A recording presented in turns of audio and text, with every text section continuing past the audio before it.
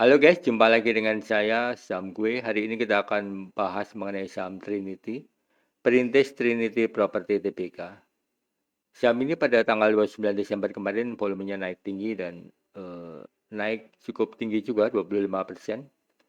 Ini setelah sebelumnya ada tren juga, dia arah terus menerus ya, dan kemudian turun.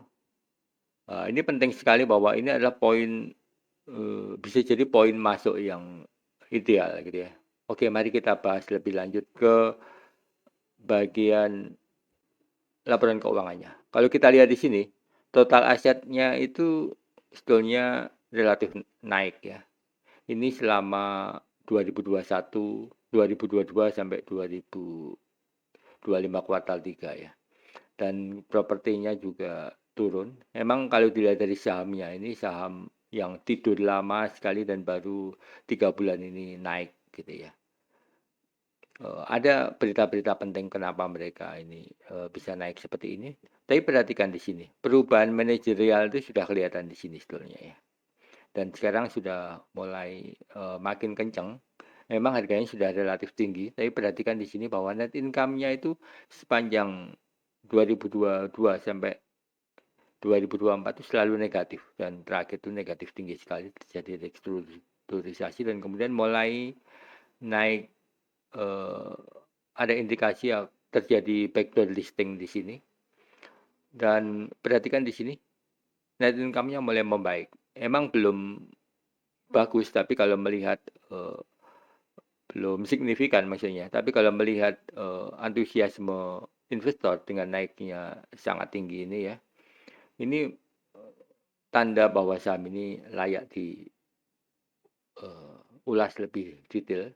Perhatikan di sini nggak ada yang spesial emang dari arus kasnya. Arus kasnya sudah mulai positif walaupun terakhir negatif gitu ya. Karena ini memang saham yang sedang berbenah. Mari kita lihat di chartnya sekarang ya. Jadi chart sebelah kiri sama sebelah kanan itu sebetulnya sama. Ini tapi yang sebelah kanan itu lebih didetailkan. Ini adalah melihat globalnya. Perhatikan di sini.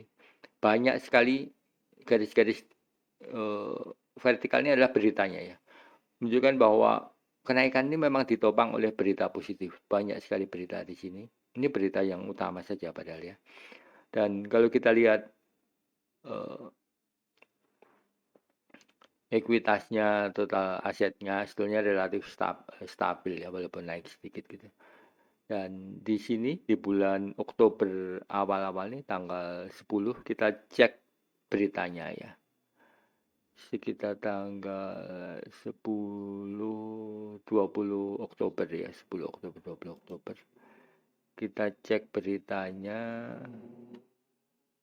kita pakai berita yang sudah di sorting. Oktober itu beritanya adalah mulai mulai UMA, kemudian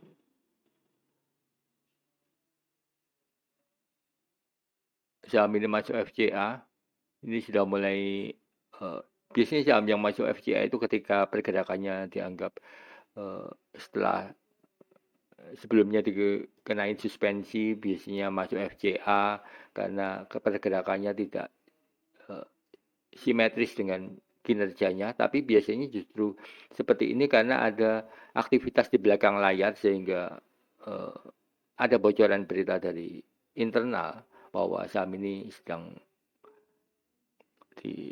dan perhatikan di sini terkonfirmasi setelah tanggal 17-nya Trim ungkap kerjasama dengan emiten Tommy Suwarto di tengah suspensi. Jadi ini adalah konfirmasi dari kenapa dia masuk FCA, kenapa dia disuspend gitu ya.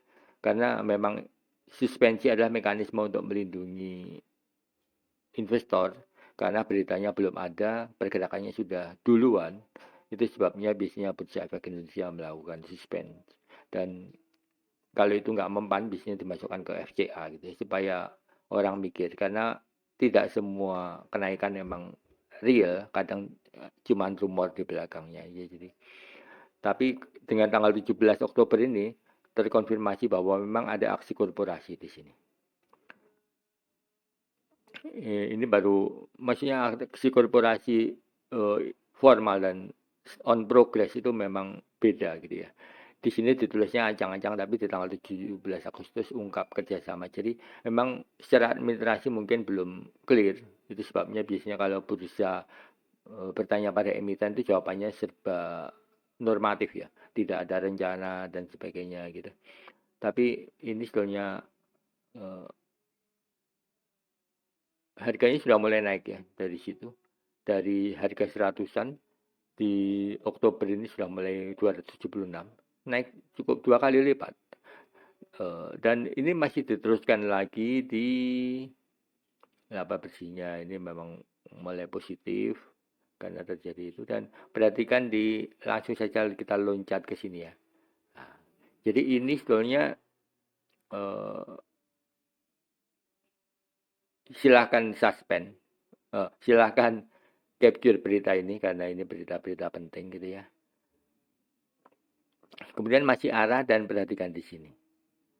Tanggal 5 Desember ini ada berita yang cukup bagus walaupun harganya sempat naik dan turun. Naik cukup tinggi 1350 ya ini Trin gandeng Rahayu Saraswati sebagai saham berpotensi naik 20%. Estimasinya 20%, kenyataannya jauh lebih. 136 di Desember tanggal 10. Yang belum tahu Rahayu Saraswati ini adalah keponakannya Pak Prabowo gitu ya. Jadi di Indonesia itu wajar bahwa politikus itu masuk ke saham-saham politikus itu ketika mereka berkuasa itu sahamnya mulai naik dan kekuatannya itu karena memang tidak bisa dipungkiri bahwa proyek-proyek itu sebagian memang ditentukan oleh pengaruh politik gitu ya. Misalkan saja ini berandai-andai gitu ya.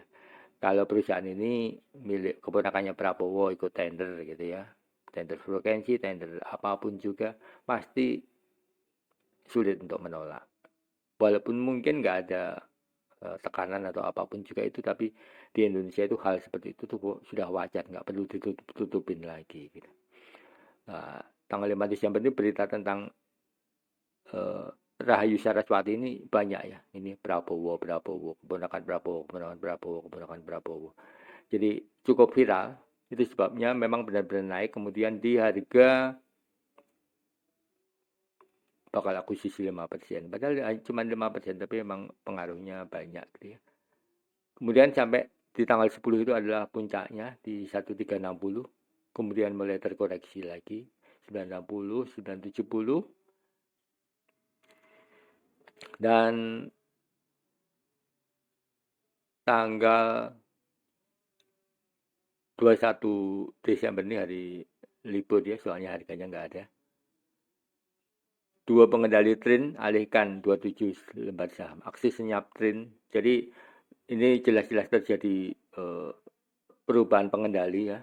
Dan ini adalah tanggal 20-21 ini adalah berita yang sangat bagus sebetulnya ya. Itu sebabnya nggak heran tanggal 30 kemarin hari Senin itu dia naik 25%. Ini adalah pengaruh dari ini.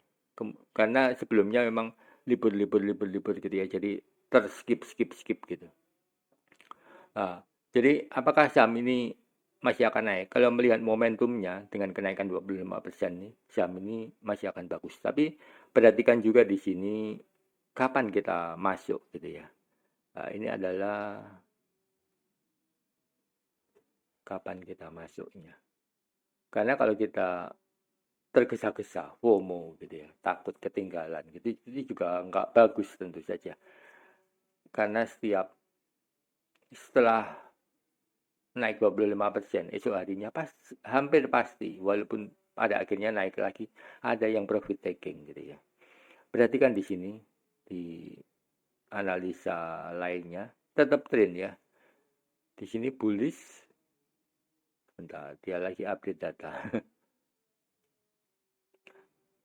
Perhatikan di sini bahwa sistem menyarankan rendah sekali ya. 887 ini adalah support paling kuat jika terjadi koreksi gitu ya. Karena tanggal 29 Desember pun low-nya ini harga terendahnya itu di 795. Jadi jangan terkecoh dengan harga yang 25% ini karena memang low, harga terendahnya itu 795 dan harga tertingginya 1050, ditutup di 1050. Jadi harga low-nya itu kenapa open position-nya itu 887. Jadi ini adalah saran dari sistem saya 887 itu. Mungkin nggak tersentuh, tapi mungkin juga tersentuh. Jadi artinya bahwa potensi koreksi dan melanjutkan kenaikan itu masih bagus kalau melihat beritanya dengan perubahan pemegang saham pengendali bahwa, dan berita lainnya adalah bahwa